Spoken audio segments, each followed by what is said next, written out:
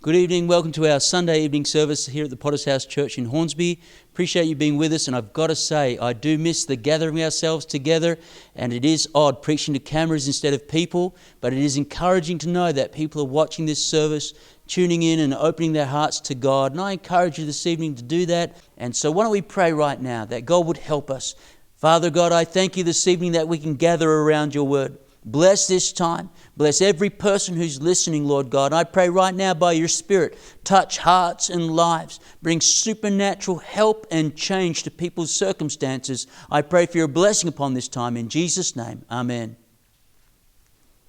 Once again, thank you for being with us. And if you want to know more about our church, we are the Potter's House Christian Church in Hornsby. Our details are at www.pottershousehornsby.com. You can check that out.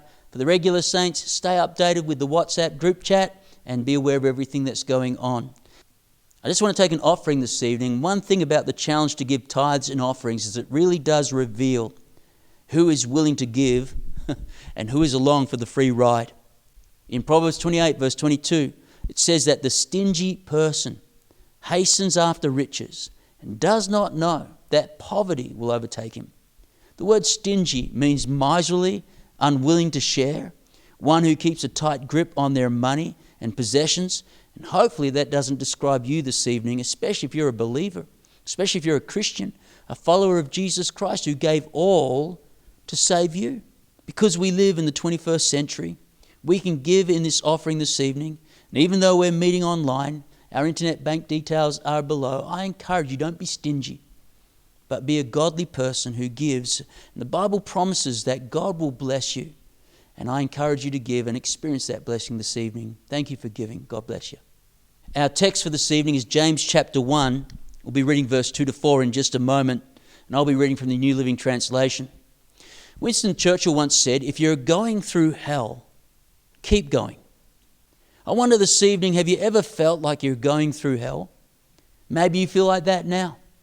In those seasons, it's very tempting for some people to give up, to just throw in the towel.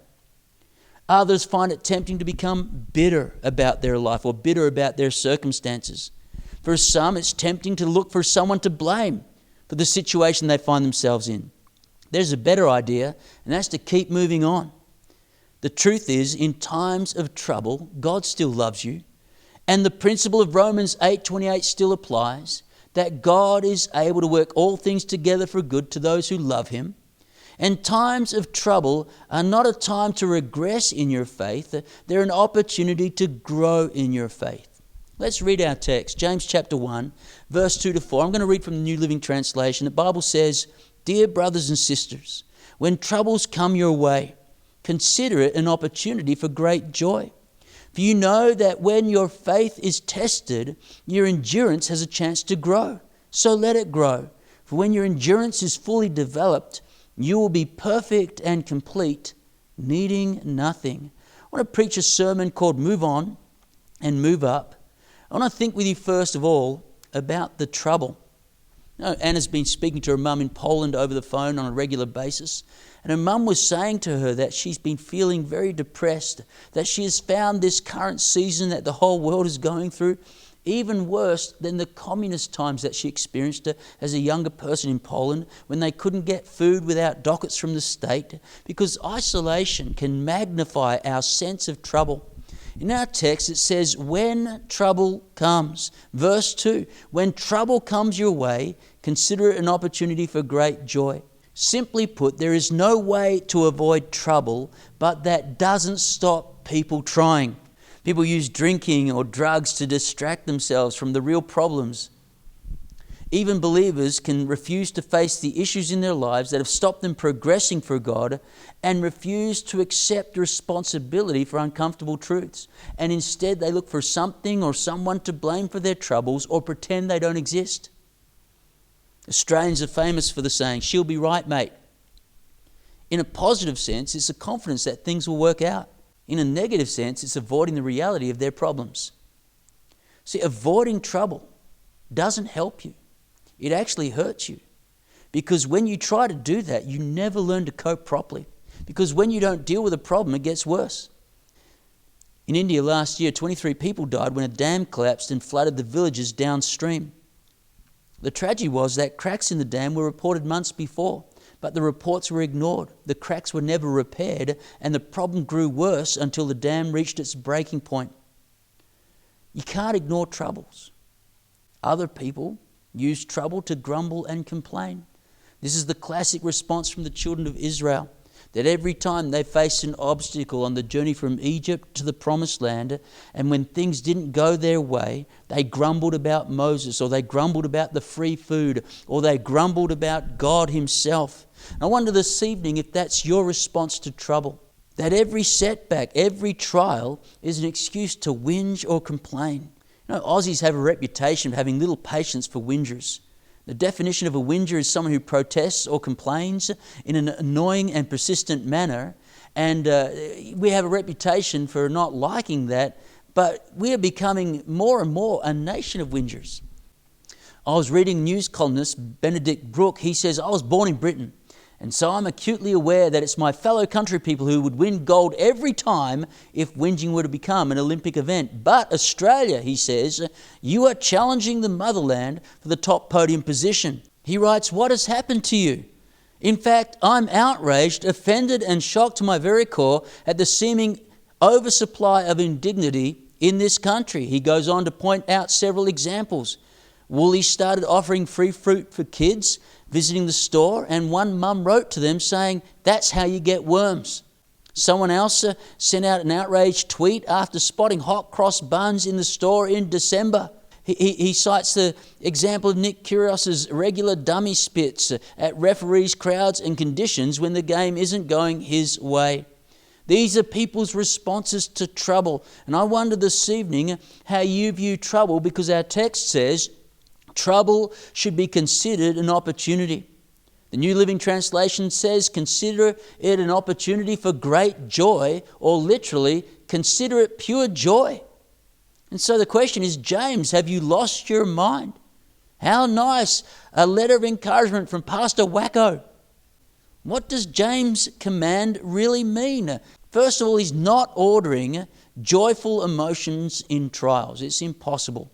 And he's not demanding that you enjoy trouble. Some people do enjoy trouble, and that's their problem.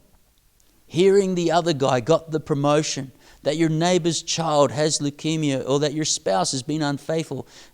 How can you enjoy those things? You can't.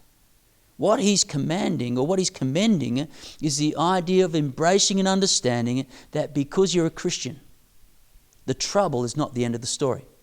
The truth for believers this evening is that God is at work in our lives. C.S. Lewis says, God whispers to us in our pleasure, but shouts in our pain. It is his megaphone to rouse a deaf world. God is far from limited by our troubles. In fact, when the hour seems darkest, that's when our hope in him shines brightest. Trouble is an opportunity to really get a hold of God and his help for our lives. And our text talks about trouble as a test of our faith. It reveals where our faith is at. And true faith is the goal. True faith is faith that works. Trouble is going to reveal who you really are. A pessimist, a whinger, or a person of faith. And in Psalms 50 verse 15, call upon me in the day of trouble, I will deliver you, and you shall glorify me. There's a second thought, and that's the training. Back in 1938, 12-year-old Queensland boy Roy Spencer found a huge rock on a nearby hillside. He brought it home and showed his dad, who shrugged it off as just another crystal rock and decided to use it as a doorstop in their home. The rock spent 10 years as a doorstop before someone realised it was a black crystal that's worth $80 million in today's market. The trouble that you face, the problem that you're going through, the trial is often of unseen spiritual value. Verse 3, for you know that when your faith is tested, your endurance has a chance to grow. The testing of faith, the issue of troubles produces enduring faith. I talked recently about the need to go the second mile, and that comes from a capacity to endure. And a lot of people do not let trouble produce enduring faith in their life. For some people, the challenge of living for God is already too demanding. Pastor's always talking about going to church and praying and reading and giving and witnessing and rinse and repeat. And adversity is the straw that breaks the camel's back in many people's lives. It's one thing to live by faith, but another thing to live by faith under pressure, with troubles, and instead of enduring, their faith crumbles like a house of cards. In 1964, Muhammad Ali fought reigning heavyweight champion Sonny Liston. Liston was the most intimidating fighter of his day. He was considered by some at the time to be among the greatest heavyweight champions of all time. One fighter refused to fight Liston and said, "I don't even want to meet Liston," walking down the same street. But Ali beat Liston in the 7th round. A second fight was scheduled 10 months later, and they're facing each other. People expected Liston to come out and regain the heavyweight championship, but Ali knocked Liston down in the first round with a punch that seemed so fast that a lot of people didn't see it. They just saw Liston fall. And when Liston fell, he never got up again. And some people asked if he threw the fight. He refused to get back up. He didn't want any more to do with this fight.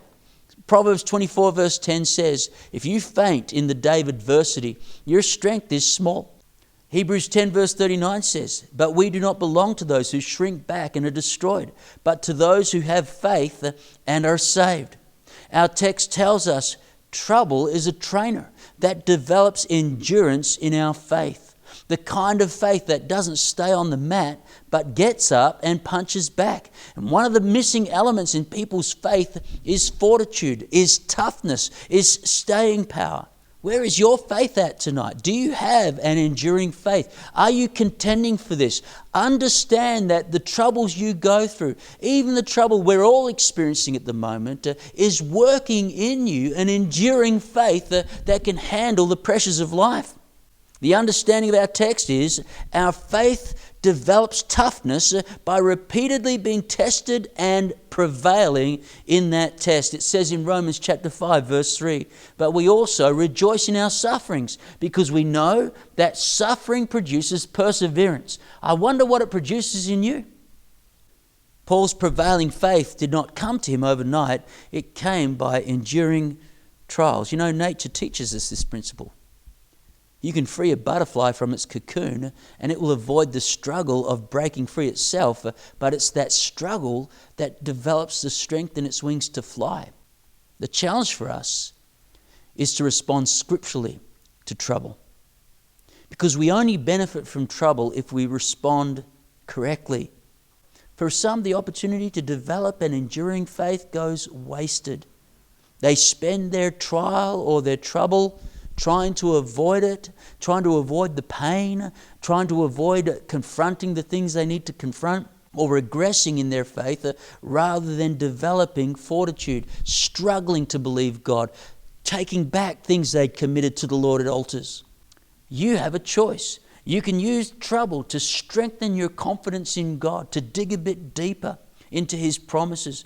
You can use trouble, and you can allow God to use trouble to produce real perseverance in you. Our troubles are training us to develop a faith that can endure to the end, and I cannot overemphasize how important that is. Matthew 24 verses 12 to 13. "Because of the multiplication of wickedness, the love of most will grow cold, but the one who perseveres to the end will be saved." So let me talk to you thirdly about the triumph. Verse 4 of our text says, "So let it grow.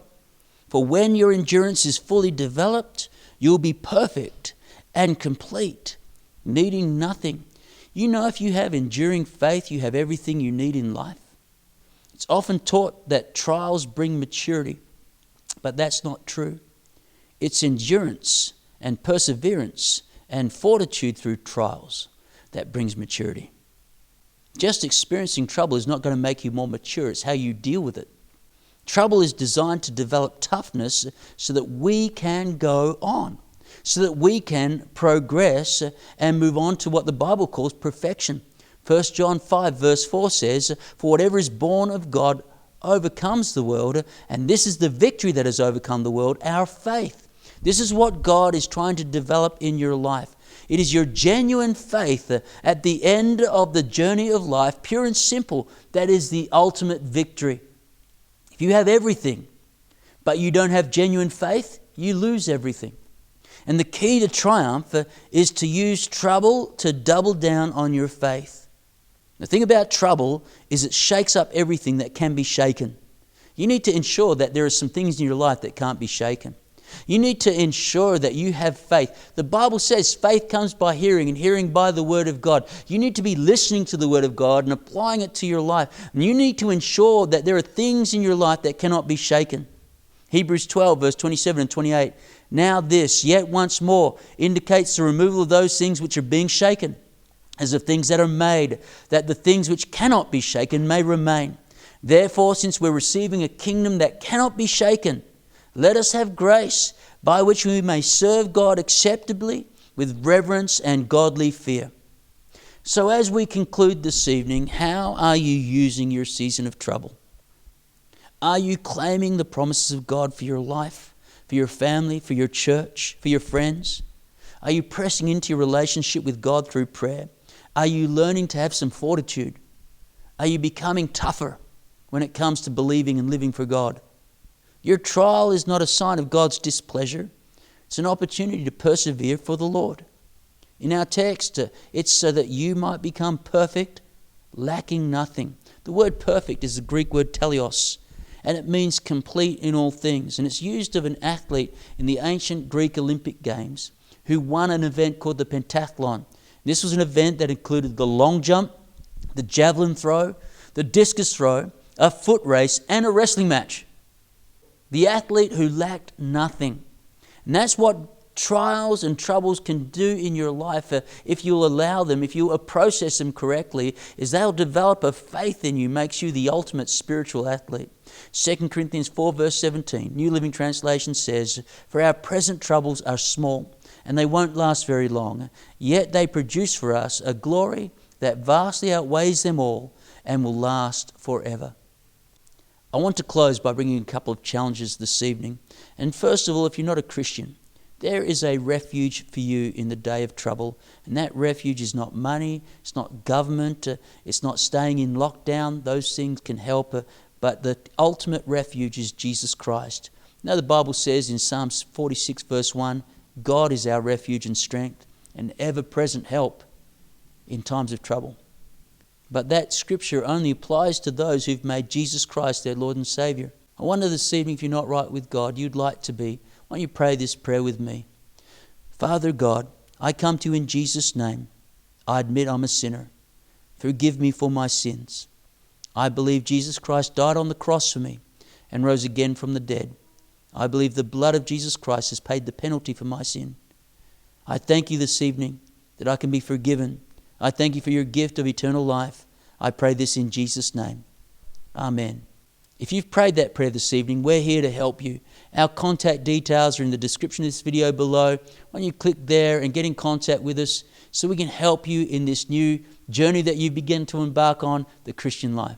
I also want to bring a challenge to Christians this evening. How do you respond in the day of trouble? Some complain, others grumble. Some people draw back from their faith. What about you? Our text says trouble is meant to produce enduring faith in your life. James challenges you and I this evening, the Word of God challenges you and I this evening to consider trouble as an opportunity for joy and endurance. You can pray right now and acknowledge your need of God's help to help you endure, to help you develop the faith that you need for the days ahead. God bless you this evening.